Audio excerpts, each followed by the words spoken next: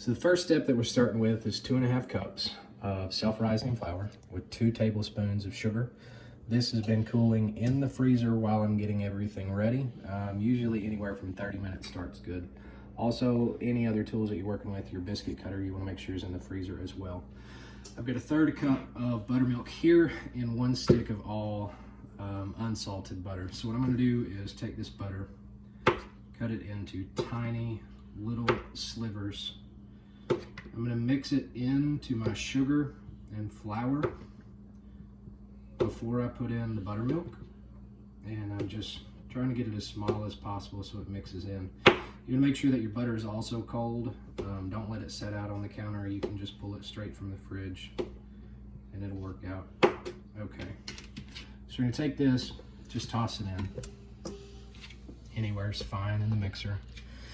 Some people advocate using a pastry cutter, which is nice and it works okay. I found that, you know, hands are clean.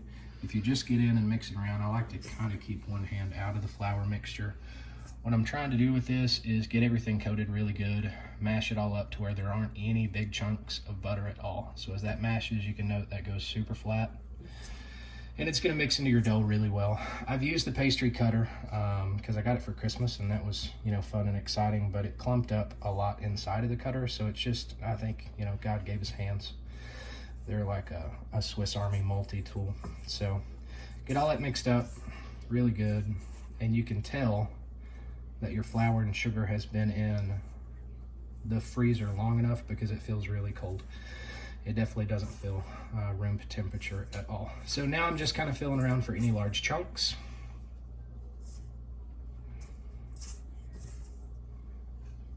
And as I come across them, I'm just mashing them up into tiny, tiny little pieces. So essentially what I come out with is gonna be something of the consistency to this. I mean, it's not science, guys. As long as your butter's mashed up, it'll be fine.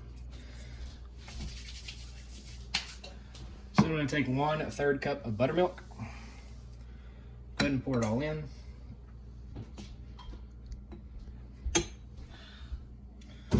Once that's set in, drop the mixer. I just mix on one. I've tried a bunch of different ones, but mix it on one. You'll watch how that goes.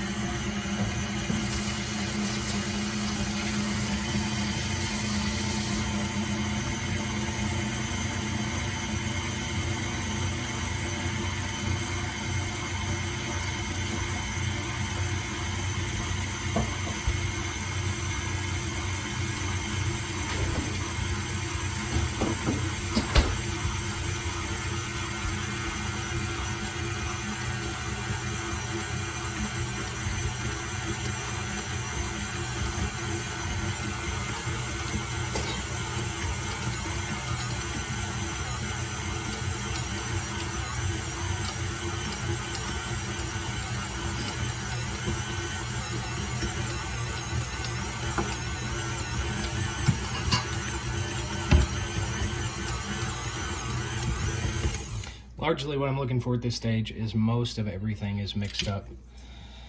You're gonna get some things that clump up down on the bottom, but that's fine. You can mix it in together here in just a moment. So now I'm gonna come back over. I've got a nice little surface here. Grab some all-purpose flour. A good coating never hurt anybody. I've found that it's better to have too much than not enough. My cameraman told me I told you all-purpose. It is self-rising. Don't use all-purpose. We have a running joke in this house for containers that aren't marked of whether it's all-purpose or self-rising. But you're gonna make sure that you use self-rising. So this is sticky, and that's how you know that you're kind of in the right spot. So I'm gonna come over here now, start with my big clump, and then all my leftovers that are here, I'm just gonna dump into it. So I'm pretty much left with nothing inside the bowl. Now from this point, it's kind of, you're eyeballing it. I'm folding it over to where it's not sticky anymore, and I don't really count how many times I fold. It's just till you get, you know, kind of what you think is okay. So it makes the lovely layers inside of your biscuits just by folding it. Some people want to roll it out. I've never rolled it out. And also to note, any side things like that, just throw it back in there. I've never had this biscuit recipe fail. This is like the no-fail biscuit recipe. Just follow what you're going with. Now when I start out, the thicker you want your biscuits, the less you're gonna pat it out. But I have a 12-inch cast iron skillet, so I'm going to try to just pat it out as large as the skillet is. I'm gonna have to come back when I'm done because I'm not gonna get enough biscuits cut out of this. Fold back over my scraps and then put them back inside again. This has been in the freezer, it's nice and frosty. I'm gonna start on my outside edges. Try not to waste any, because that will eliminate how much I have to fold back over here in just a moment.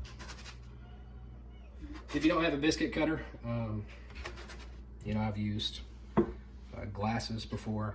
You know, anything else off to the side works okay. So I'm going to come over to my cast iron skillet, start on the outside, and work my way in.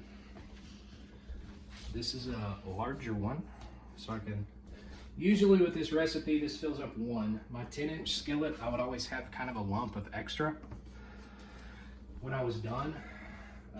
So with this larger skillet, it fits everything for this recipe. And we may just scoot those together.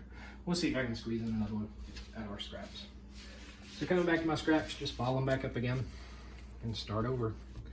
And I usually get it folded nice and good. If you don't, your biscuits aren't gonna look good. They'll taste good. They just won't look good. You wanna make sure you have a good surface again. It looks like I can maybe fit 2 or 3 more inside of there. These might be a little bit thinner, but they all kind of rise together. They'll be all right. And I bet if I was really careful, I could make a 4th one out of this.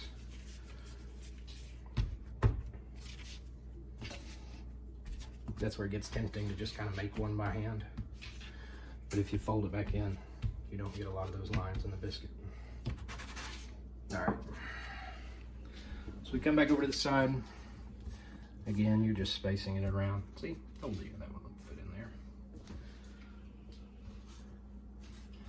You want to try to eliminate as much space as possible because the biscuits will rise better that way.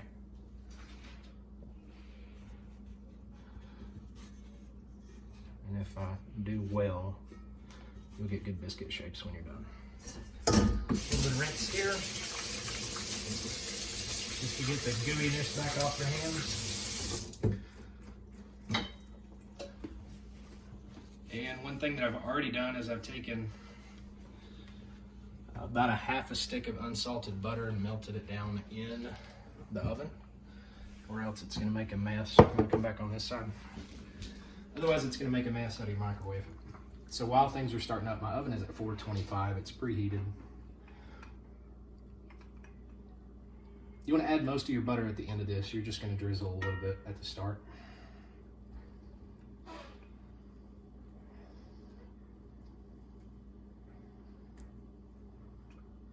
And I've done nothing to the skillet. The skillet's seasoned, so I don't oil it, I don't butter it. If you're a fan of cast iron, most of the seasoning takes care of itself over its general usage. So just follow those rules. So you can see that that's not a whole lot of butter that's going on there. But like I said, most of it's gonna come at the end. These will go in the oven for about 30 minutes. Start checking on them at 25. If they're golden brown at the top, when you pull them back out, you're just gonna take some extra butter, drizzle over the top, and then voila, you're done. What you're looking for is color. So that golden brown, usually it happens 25 to 27 minutes. I've never set them in the full 30. Depends on your oven and the elevation is how it's gonna work. But that's the no-fail biscuit recipe. We'll clip in a section here at the end, just throwing the butter on them and pulling them out of the oven. So recipes will be dropped down into the comment section. So all the ingredients that are there, these are the cheapest that Kroger offers. So you don't have to go with the fancy stuff. That's it. All right, guys, so that's about the color that I'm looking for here. So what I want to do at this stage, it's been 27 minutes. Butter never killed nobody, not in this house. I want to make sure it's a good glaze. This is like a better than Hardee's biscuit. Debbie's no-fail recipe, I think that's what we're going to call this, because these biscuits ain't failed me yet. And just half a cup of melted butter. I mean, that ended up being perfect for it. Don't those look amazing? We're gonna check in on our gravy here in a second, and we'll add that as a bonus feature for you, because you can't have biscuits without gravy. So y'all enjoy. Slather some blackberry jelly up on that, or just soak it up in some gravy and you've got something good to work with. All right, I leave these biscuits setting in the skillet till I'm ready to serve. Look at the bottom of that. I mean, that's golden brown. These are beautiful, beautiful, beautiful, beautiful. No-fail biscuits, check that out. Lovely, flaky layers. I'm gonna toss it over here on a plate and get it ready for some gravy. Maybe this one as well. Beautiful. If you want thicker biscuits, you get a smaller skillet. Don't pat them out as much. Usually, like I said, pat them out for the size of the skillet that you're working with. Let's see.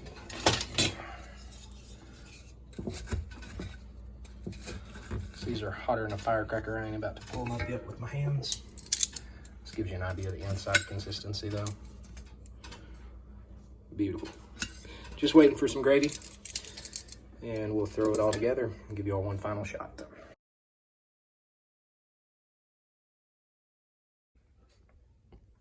All right, y'all, I'm gonna give you some bonus content. This is the no measurement gravy.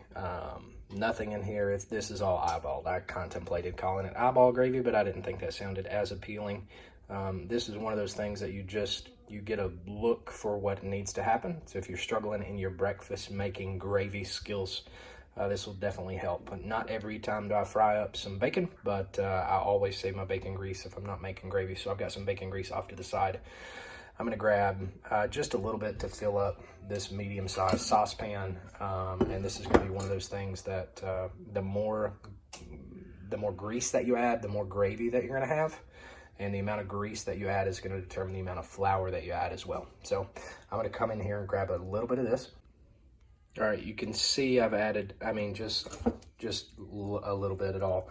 I'm going to show you what this looks like when it renders down. While my biscuits are making in the oven, I'm going to throw this on the stove and just do it at about half temp. I mean, I don't want it blazing and I don't want it cold, but I do want it at a decent temp. So I'm going to go ahead and throw that on the oven while the biscuits are in. All right, now as I come back into this gravy, what you're going to see in here, this grease, it's nice and melted. That's about, this is going to make more than enough than what I need, but it just kind of gives you an idea of what I'm looking at. So what I want to do is I'm going to mix in some flour, and as I mix this in, I'm going to keep it off the oven to make sure that it doesn't scorch at all. Grab you a whisk. This one's really fine. It came off an old mixer at one point, but don't grab one that has, I mean, a lot of wide gaps that's in it, or it's not going to mix up really well at all. This flour, yeah, I'm 90% sure is all-purpose. At least that's the goal. That's the one that we was joking about a moment ago. So I'm going to grab some of this. Again, I'm not really measuring. That's how I know that I'm good. And I'm just going to whisk. Make sure all the pieces are whisked in really good.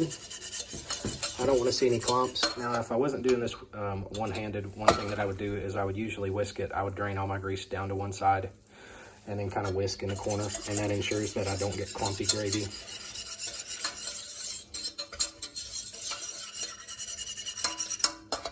All right, so I need more flour. How do I know? Because it's not the right look. That's how I know. So I'm gonna do this again. Notice how it's getting much thicker. I'm getting close.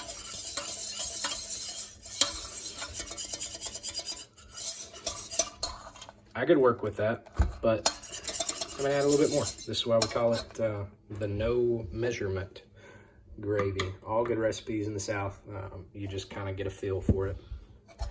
And this is one of those. So I mix it back in again. What I'm looking for is that to happen. So it pretty much dries up. So all my flour is dried up. I would rather make gravy that I have to add milk to than make a gravy that's like water and I need to eat my biscuits in a bowl. So by doing this, I'm ensuring that my gravy is going to be thick enough because I'm going to have to add some milk and just a touch of water to it as well. So what I've got is a can of evaporated milk. Shaking it up really well. I'm going to add, again, not that much. Again, this is just a feel for things. I want to make sure that all of that, that it kind of, you know, lost the liquid side of things. It becomes a good liquid again. And then I'm going to head to the sink and grab just a splash of water, cold water. That's about enough. And I'm gonna come back into mixing. I'm not gonna throw this on my burner until my biscuits are done and my eggs are ready to pull off the stove. Well, I might throw it on as my eggs get going because I wanna make sure that my gravy's hot, and if I wait too late, it's not gonna be. Now in this stage, I'm gonna add a little bit of salt. That's probably good. Y'all, and I like some pepper. So we're gonna add a lot. The people in my household may be acquiring a taste for a little bit of a punch. It looks like a lot, it's really not. I don't know. Maybe my taste buds just don't feel the burn anymore. Yeah, once it mixes up, it doesn't look too bad. Notice, this is super liquidy. And while you're making this, you're like, no way is this gonna thicken. It'll thicken. So I'm just gonna set that off to the side. When I put it on my stove, I'm gonna put it on about a 7, and I'm gonna stir this thing the entire time it's on the stove, and you will feel it getting thick. If you let it sit, you're gonna scorch it on the bottom. So just stir it the entire time that you're there, like it's an Olympic sport, and the gravy will turn out. Once you get to the thickness that you want, pull it off the stove. If it gets too thick, add more milk. You could touch up a little bit more water. I've probably got a fourth a can of this milk left, which I know I'm gonna have to add, but I'm waiting until the thickness starts. And then I'll add the rest of that can of milk, and that will pretty much cover it. I'll give you a quick snapshot of this gravy once it's done. Again, this is the no measurement type thing.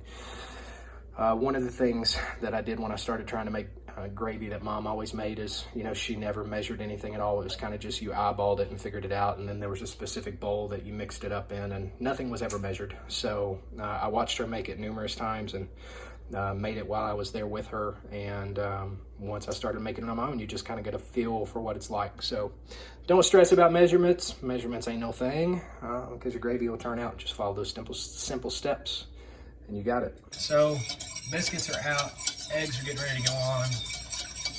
And I'm saying stirring like it's an Olympic sport. This is legitimately what I mean.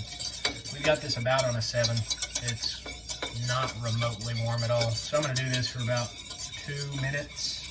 You'll feel it get thick, and as soon as it starts to get thick, pull it, add a little bit more milk, throw it back on here, and stir it until you get to your desired temperature. You can do that with a spoon test. Make sure it's not too hot, but if you listen to it here, I mean, you'll see that it's still very much liquid. But the longer that I stir, the thicker that it gets. And again, once it starts to thicken up, you'll be good to go. All right, so this is coming in with the consistency of your gravy. Look at that right there. Beautiful, beautiful. Grab you a good dollop of that.